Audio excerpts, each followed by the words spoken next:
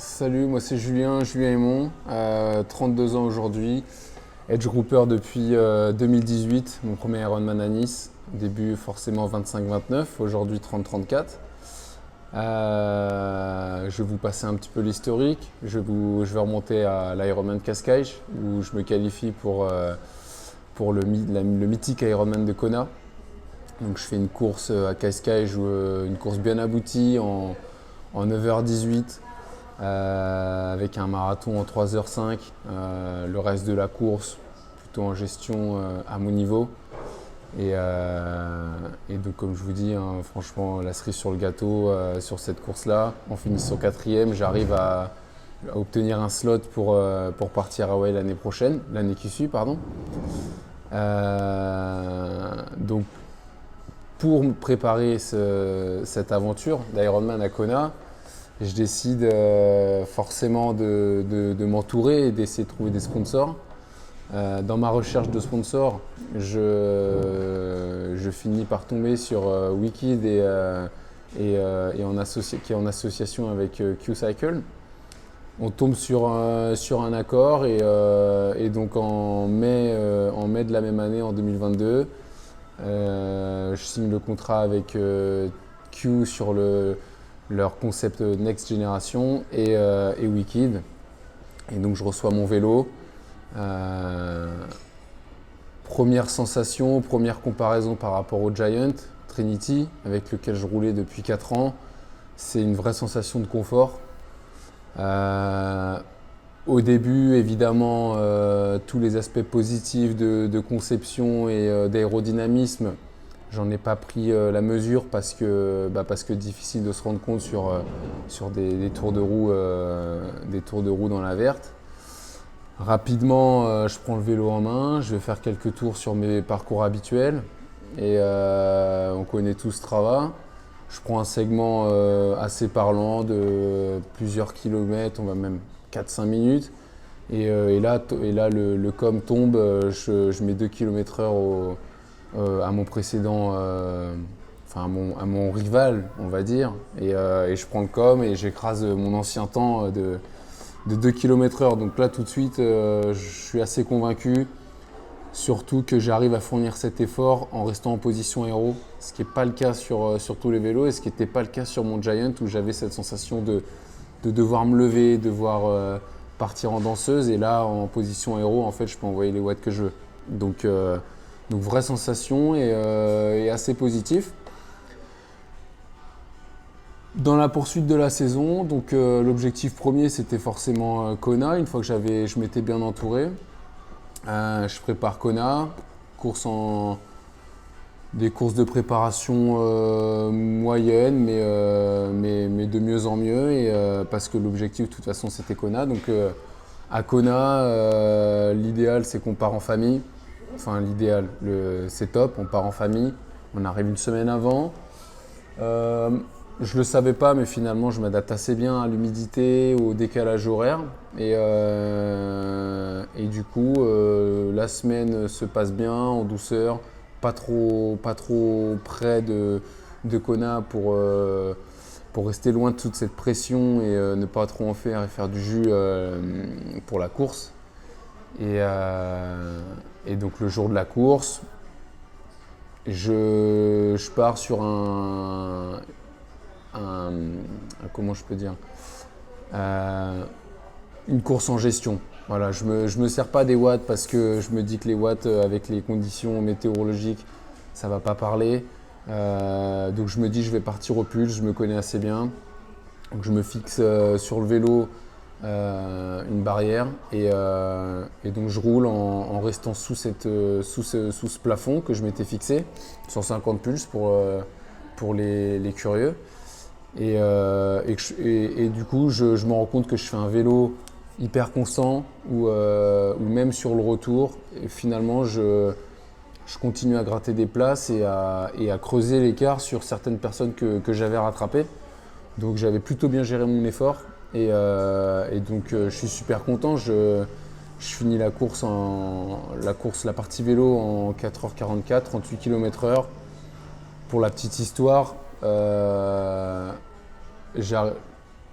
avec le contrat signé avec Q, on avait un petit support là-bas. J'ai eu un petit souci avec ma roue en 60 mm, donc je me retrouve à utiliser une roue en 35 mm. Sur le coup, je ne le sais pas, mais en fait, j'ai été chanceux. Je vous expliquerai après pourquoi. Et puis le reste de la course, je fais un marathon, je dirais propre pour là-bas, parce que les conditions sont quand même assez extrêmes et du coup difficile de faire un marathon hyper constant sur cette île. Donc je finis en 9h24, sans réelle sensation de souffrance, parce que j'ai bien géré ma course, pris du plaisir, la position vélo, ma gestion en vélo, c'est plein de petits détails finalement qui ont pesé sur la balance. Et ensuite, comme on est parti en famille, on vit l'aventure jusqu'au bout. Donc la deuxième semaine, moi j'avais tout planifié parce que j'adore planifier. J'avais planifié un petit road trip, entre guillemets, parce qu'on était avec un enfant de 4 ans, donc on n'allait pas se mettre à faire des randos de 50 bornes. Donc un road trip, on a fait le tour de l'île et on est parti de là avec plein de souvenirs. Donc c'était génial. Je vais vous parler dans cette interview d'un deuxième point qui m'amène sur la saison suivante, 2023. Quelques nouveautés apparaissent. Je décide la famille va s'agrandir. La pression que je me mets depuis toutes ces années pour atteindre cet objectif me font prendre un peu une décision de ok, il faut que je souffle quelques mois, il faut que je relâche la pression parce que l'équilibre est en train n'est plus trop en équilibre finalement. Donc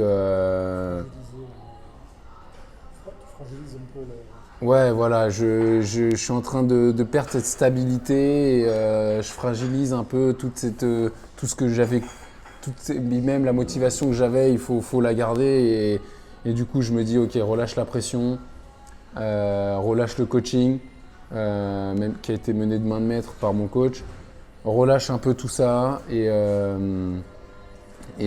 puis entraîne-toi un peu aux sensations et puis en plus après tu reviendras plus fort, plus motivé et ce sera encore mieux. Donc je démarre 2022, donc j'explique la situation à Wikid et Q qui sont avec qui je suis en accord pour 2 années, pour les 2 saisons. Donc ils le comprennent très bien parce que de bonnes relations et puis tout ça m'amène à cette partie, le Q Aerocamp qu'a mis en place Q Cycle pour ses clients. C'est au-delà de fournir un vélo qui est adapté à la position du coureur, c'est après d'aller en donner encore plus de détails, plus d'infos, plus de données pour avoir la position la plus confortable et en même temps la plus aérodynamique. Et donc des stages sont organisés chez eux aux Pays-Bas, 3 stages dans l'année. Donc on arrive sur moi je participe au premier stage de 2022 consacré principalement aux Français. Ce stage, top, ça permet de revoir un petit peu la famille Q parce que finalement c'est comme ça que l'a décrit Alex Bock, qui est le responsable de Q-Cycle, et c'est comme ça qu'il décrit un peu cet esprit, c'est la famille Q-Family. Donc on retrouve un petit peu tout le monde qu'on avait vu à Kona, on rediscute un petit peu des souvenirs et tout ça, et on arrive après sur le vélodrome. J'avais jamais roulé sur vélodrome, donc là je rentre dans une super arène. J'ai hâte de mettre les premiers coups de pédale, de premiers tours de roue, d'avoir ces sensations de vélodrome, imaginer ce qui a pu se passer dessus aussi, parce qu'il y a des grands coureurs qui ont roulé dessus, il y a eu des grosses courses qui se sont faites, donc c'est un régal d'être dans l'arène, et encore plus quand on est au centre du ring, de l'anneau. Donc on fait le test pour améliorer l'aérodynamisme du coureur plus le vélo, parce qu'un vélo aéro, c'est bien, mais un vélo tout seul, ça roule pas. Donc il y a forcément un coureur dessus. Et Q veut faire un bloc aéro. L'avantage du TF1, au-delà du confort, c'est de pouvoir faire des ajustements précis, variés. Et puis sa conception et son design le rendent aéro par lui-même, avec sa forme très originale, il faut l'admettre, mais en même temps, il faut sortir des sentiers battus. Et puis le gain est significatif. Donc le déroulement du stage, c'est plusieurs sets, 8 tours à chaque fois, 8 tours de 250 mètres, donc ça fait des sets de 2 km. Le but, c'est pas d'envoyer le plus de watts possible, c'est d'être le plus régulier possible. Évidemment, à une vitesse relativement élevée. Nous, on va essayer de travailler sur des bases de 40, 41, 42 parce que c'est là qu'on voit après les avantages de la position aéro et des différents ajustements. Le système utilisé, c'est le système Aerolab, certainement un des plus fiables parce qu'il permet une centaine de mesures, voire milliers de mesures. Et tout ça, c'est cadré par l'ingénieur de Q qui est un ingénieur qui a travaillé vraiment dans l'aérodynamisme, pas un gars qui s'est dit tiens on va faire des tests aéro. C'est un gars qui a un bagage en aérodynamisme, qui est en dehors du vélo, donc qui a construit un vélo en fonction des données, des résultats et de ce qui marche. Pas en fonction de la demande client, la communication, ce qui se fait. Non, il a créé un truc qui selon les résultats, fonctionne. Et donc les tests, c'est lui qui les gère, c'est lui qui prend toutes les données nécessaires. Donc les données, c'est le poids avant de partir avec les équipements, c'est tour de roue, c'est toutes les connexions, etc. C'est la vitesse et puis après toutes les données qui sont prises par le système Aerolab. Je ne les connais pas, je ne saurais pas vous les lister, mais pour les curieux, je pense que vous aurez la possibilité d'aller les trouver sur leur site. Donc, on revient sur le fonctionnement du test aéro, des tests aéro. Le but, c'est à chaque set un changement pour voir l'évolution et voir si ce changement est efficace ou non. Parce que des fois, on rajoute une gourde, on met une roue plutôt qu'une autre, et puis finalement, on découvre que non, c'est pas efficace, quoi. C'est même moins bien. Donc chaque set, un changement.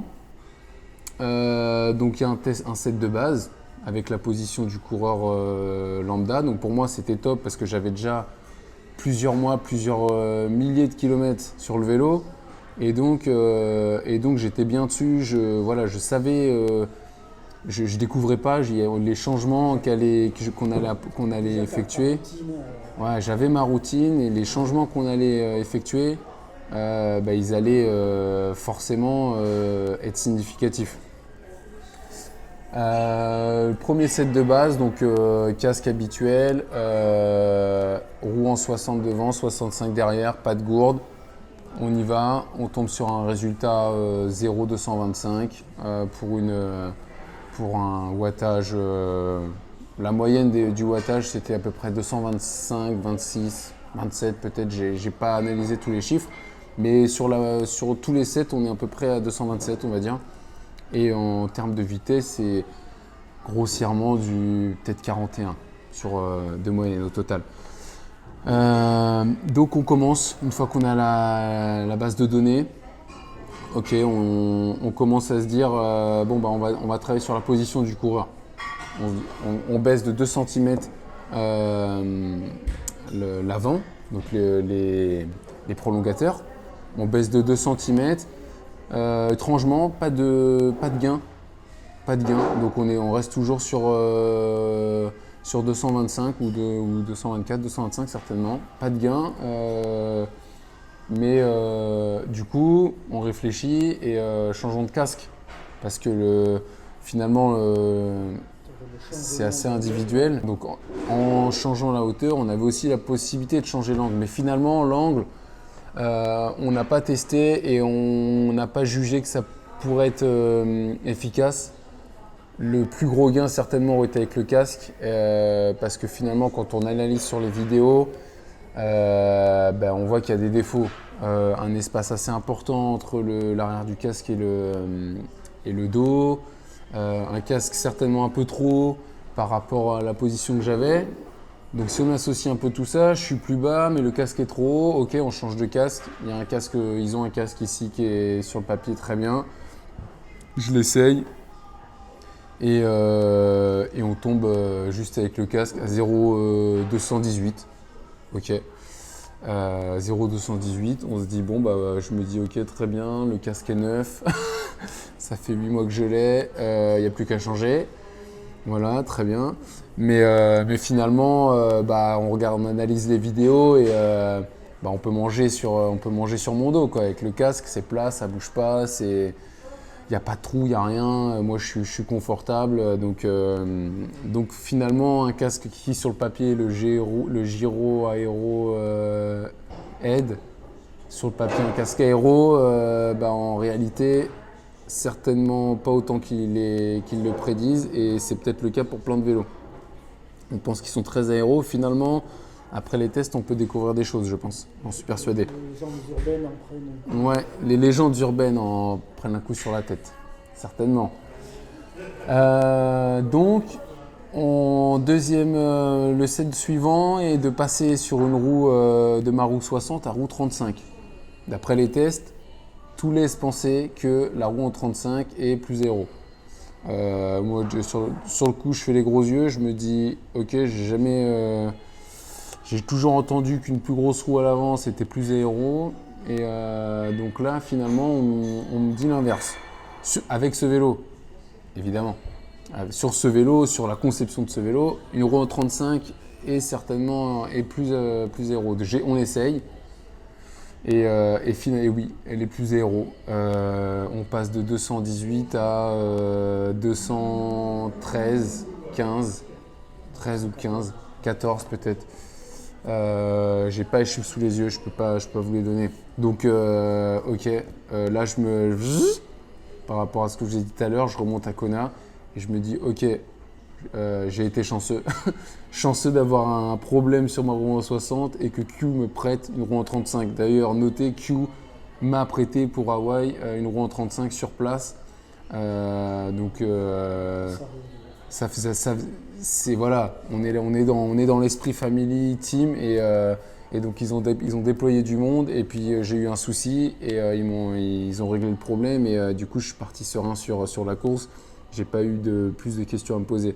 Et donc chanceux d'avoir pu rouler avec cette roue en 35 et finalement quand on reporte sur les chiffres de ma course où je fais un résultat vélo très satisfaisant, 4h44, 38 avec un wattage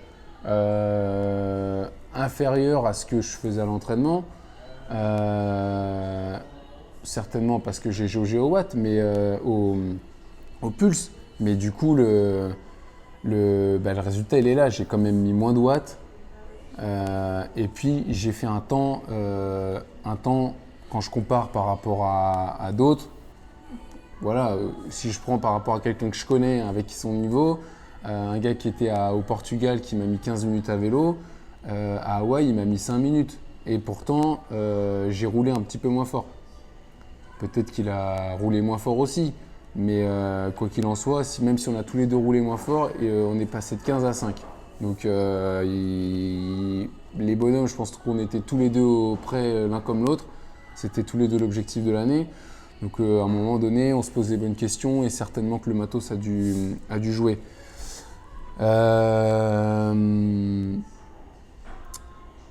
Et le changement suivant, on ajoute les gourdes.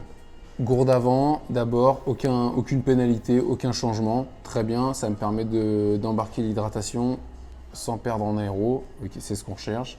Je mets la gourde arrière, on perd un petit peu.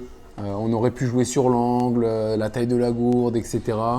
Bon, on n'est pas non plus des professionnels, on n'a pas J'étais pas le seul sur le camp. Voilà, on n'a pas pu tout tester et de toute façon, c'est pas très grave. Vaut mieux, je l'emmènerai quand même ma gourde parce que si j'ai pas à boire, je pourrais pas mettre les watts. Donc j'emmènerai quand même la gourde. Et puis là, je teste une combi. Une combi qui est spécialisée plutôt vélo et finalement je me rends compte qu'elle est beaucoup moins aéro que la trifonction.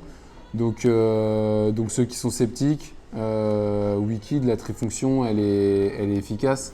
Il n'y a pas à chier. On est passé de 0, à configuration égale, on est passé de 0,15 à 0,28 je crois, ou 0,218 à 0,228. En plus du confort, on a l'efficacité et le design qui peut être individualisé. Je ne sais pas si vous connaissez d'autres marques où on peut vous proposer ça. Si vous les avez, dites-les, faites-moi signe, je les connais pas. Et le dernier point, Q était hyper content, ils avaient reçu leur nouveau projet, leur roue pleine, leur roue lenticulaire. Il y en avait 4. J'espère repartir avec une, mais je pense pas. Et on teste la roue, donc beau design avec le chien le guépard plutôt même je dirais, et l'évrier on a la sensation qu'il court derrière le vélo, donc on a envie d'aller encore plus vite. Mais donc super belle roue, légère, vu qu'on se pesait avant. Je prends par rapport à la roue en 65, je prends 300 grammes. Donc ça reste honnête, franchement. Et puis là, on tombe à... Donc on remet la roue pour la configuration. On était roue en 60 devant. On avait remis la configuration qu'on utilisait de base parce que comme je vous ai dit, c'est chaque set un changement. Donc on a enlevé la roue en 35, etc. J'ai remis l'ancienne trifonction. Donc on est roue en 60, gourde devant, gourde derrière, trifonction course, casque. J'avais gardé le casque le plus aéro, j'avais enlevé le gyro et roue pleine. Et on tombe à 0,210.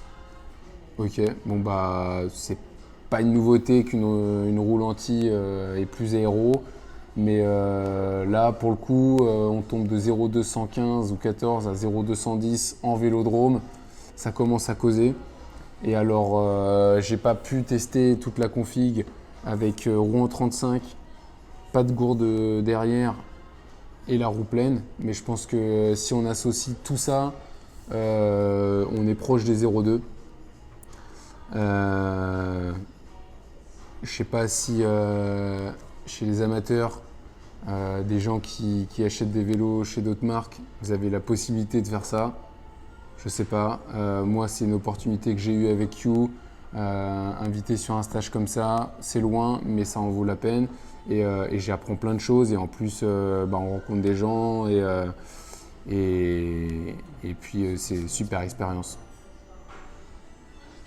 Donc, on finit le stage. Moi, je repars hyper content. Des idées plein la tête, motivé à bloc. Je ne savais pas trop comment j'allais finir la saison, mais maintenant, j'ai une belle idée. Certainement que le programme va changer. Du coup, moi, je vous pose une question. Quelle marque vous propose, en tant qu'amateur, d'aller mettre des chiffres sur ce que vous faites? C'est beau, on voit des aéros, gain de watts, gain de ceci, gain de cela.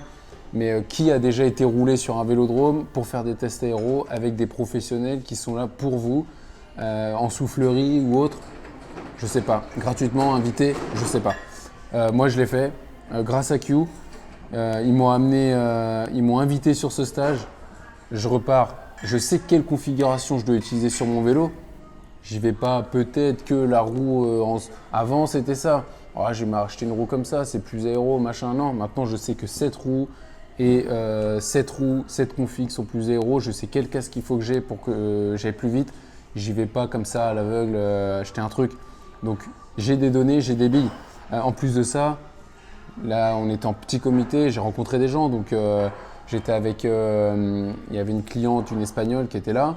elle qui venait pour travailler sa position sur le vélo, elle venait de le recevoir. Et un ex-gen suisse, 23 ans, lui, j'ai discuté avec lui. Moi, si à 23 ans, j'avais cette opportunité de pouvoir avoir un vélo comme ça, à un prix préférentiel et avoir tous les avantages qu'il y a, j'aurais sauté dessus. Là, aujourd'hui, je l'ai fait avant Kona et je regrette rien. J'ai 32 ans, vie de famille, c'est juste une question d'organisation. Je veux dire, jeune, pas jeune, etc. Non, tout est possible. Aujourd'hui, on a Q qui propose une aventure, un contrat Next Génération. Ça peut en faire rire certains, mais c'est du concret. On n'est pas là juste pour en fait une entreprise qui vend un vélo et puis très bien, on a vendu un vélo, merci, au revoir. Non, non. Ils ont vendu un vélo et derrière, il y a quelque chose qui suit. Il y a des primes de course, il y a la préparation, les watts. C'est bien, il faut. Mais si on n'a pas le matos qui suit, ça ne sert à rien. Je veux dire, si on est en quête de performance, il faut bien s'entraîner, il faut bien manger, il faut bien rouler. Il faut aller vite, il faut courir vite, il faut nager vite. Pour rouler vite, il faut savoir sur quoi on roule. On sait sur quoi on roule, on a des données. J'ai jamais vu d'autres marques de vélo donner des données, fournir des données sur les performances du vélo. Et en plus de les fournir, ils vous invitent et ils vous peaufinent la position et peaufinent les réglages et vous donnent toutes les billes pour aller encore plus vite. Je ne sais pas comment on peut aller encore plus vite qu'en ayant un Q-Cycle, en venant chez Q-Cycle dans la team Next Gen, je ne sais pas. Réfléchissez, faites preuve d'audace, il n'y a que les peureux qui resteront chez eux. Allez sur Troc Vélo, regardez un petit truc d'occasion, allez sur le site de machin, prendre un petit truc. Allez-y, faites comme les autres, hein. Mais c'est sûr, vous aurez tous les mêmes vélos. Regarde le mien comme il est beau, regarde le mien comme il est beau, et finalement vous n'irez pas plus vite, et il n'y aura pas vraiment de soutien. Il n'y aura pas de soutien. Il n'y aura pas d'histoire. Faut choisir ce que vous voulez, il faut mettre midi, chacun met midi devant sa porte. Mais à un moment donné, il faut arrêter de se poser des questions et pourquoi pas moi, s'il y en a qui l'ont fait, faut pas hésiter à y aller, quoi. Sachez que dans les autres pays, ils se battent pour être next-gen. Les places en Suisse, aux Pays-Bas, Angleterre, etc., en Allemagne, ils se battent pour avoir des places next-gen. Ils n'ont pas assez, les contrats, les places sont limitées, il n'y a pas assez de places. Pour les âge groupeurs, un peu plus vieux, qui veut pas un beau vélo, qui veut pas se faire plaisir et qui veut pas,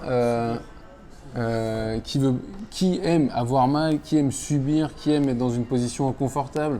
Moi, je vous le dis, j'ai fait des milliers de kilomètres avec d'autres vélos. Celui-ci, j'ai pris mon Q et mon TF1 plutôt, je veux dire. Que mon Q, voilà. J'ai pris mon TF1 et je suis allé le chercher, je suis sorti de chez Wicked avec mon vélo, j'ai été faire une séance dans la foulée, une séance de PMA, j'ai tout envoyé en position aéro. J'étais jamais monté sur le vélo. J'ai tout envoyé en position aéro, j'ai fait toute ma séance, je ne me suis pas levé les fesses de la selle. J'ai pas eu besoin de me lever les fesses de la selle, j'ai tout pu faire en position aéro, même avec le Giant que ça faisait 4 ans que je l'avais, de temps en temps j'étais obligé de me redresser.